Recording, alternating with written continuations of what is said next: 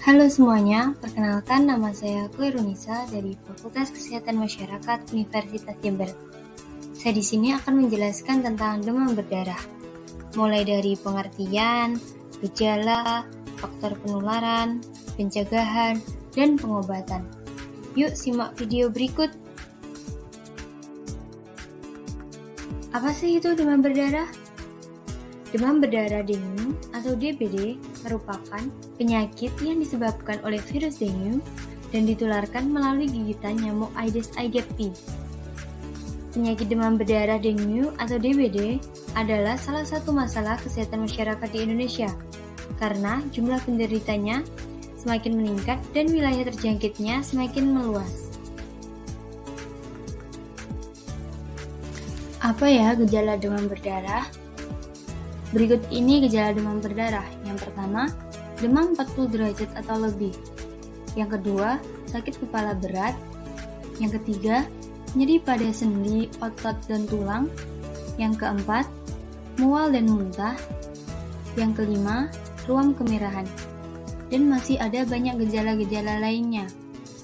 Gejala demam berdarah mungkin akan bervariasi pada setiap pasien, tergantung pada tingkat keparahan serta fase demam berdarah yang dilewati. Selanjutnya yaitu faktor penularan. Ada interaksi 3 faktor yang berperan dalam penyebaran penyakit demam berdarah, yaitu yang pertama, faktor pejamu atau target penyakit. Seperti yang kita tahu bahwa penyakit DBD bisa menyerang segala usia, akan tetapi setelah dilakukan penelitian ternyata usia anak-anak jauh lebih rentan untuk terinfeksi virus dengue. Hal ini disebabkan karena anak-anak cenderung memiliki faktor imunitas atau kekebalan tubuh yang jauh lebih rendah dibandingkan kelompok usia lainnya. Yang kedua, faktor penyebab dan faktor penyakit. Penularan Aedes aegypti menjadi faktor utama dalam penyebaran demam berdarah dengue. Sedangkan Aedes albopictus menjadi faktor pendamping, di mana kedua spesies ini tak sulit untuk kita temui di wilayah Indonesia. Penularan penyakit dilakukan oleh nyamuk betina. Hal itu disebabkan karena sifatnya yang senang tinggal berdekatan dengan manusia dan lebih suka menghisap darah manusia. Yang ketiga yaitu faktor lingkungan.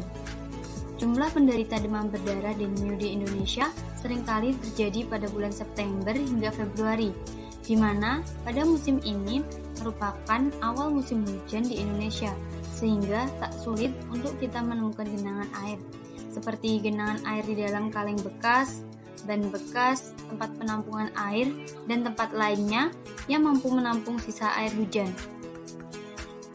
Oleh karena itu, kesadaran masyarakat untuk memperhatikan membersihkan lingkungan dan mencintai lingkungan yang bersih menjadi salah satu faktor yang penting untuk menekan laju dari penularan penyakit demam berdarah ini. Berikut ini pencegahan demam berdarah yaitu dengan 3M+. Menguras, yaitu kegiatan membersihkan tempat yang sering menjadi penampungan air seperti bak mandi, drum, dan tempat penampungan air lainnya. Saat musim hujan maupun pancaroba, kegiatan ini harus dilakukan setiap hari untuk memutus siklus hidup nyamuk yang dapat bertahan di tempat kering selama 6 bulan. Yang kedua, yaitu menutup. Kegiatan menutup rapat tempat penampungan air seperti bak mandi maupun drum. Menutup juga dapat diartikan sebagai kegiatan mengubur barang bekas di dalam tanah agar tidak membuat lingkungan semakin kotor dan dapat berpotensi sebagai sarang nyamuk. Yang terakhir yaitu memanfaatkan kembali limbah barang bekas yang bernilai ekonomis. Disarankan untuk memanfaatkan kembali atau mendaur ulang barang-barang bekas yang berpotensi menjadi tempat perkembangbiakan nyamuk demam berdarah. Yang terakhir yaitu pengobatan demam berdarah.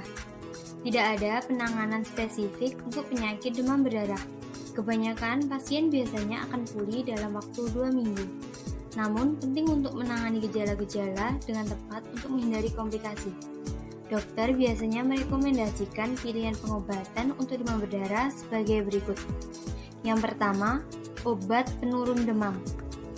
Parasetamol adalah obat pereda nyeri yang dapat meringankan rasa sakit dan menurunkan demam. Hindari penghilang rasa sakit yang dapat meningkatkan komplikasi pendarahan seperti aspirin dan ibuprofen. Yang kedua, istirahat yang banyak. Orang yang sedang mengalami demam berdarah disarankan untuk beristirahat. Dengan istirahat, pasien akan lebih cepat untuk pulih. Istirahat dapat membantu pemulihan jaringan tubuh yang rusak saat terkena kondisi ini.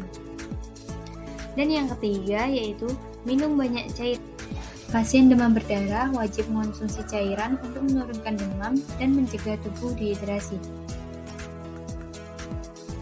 Sekian penjelasan tentang demam berdarah, semoga bermanfaat.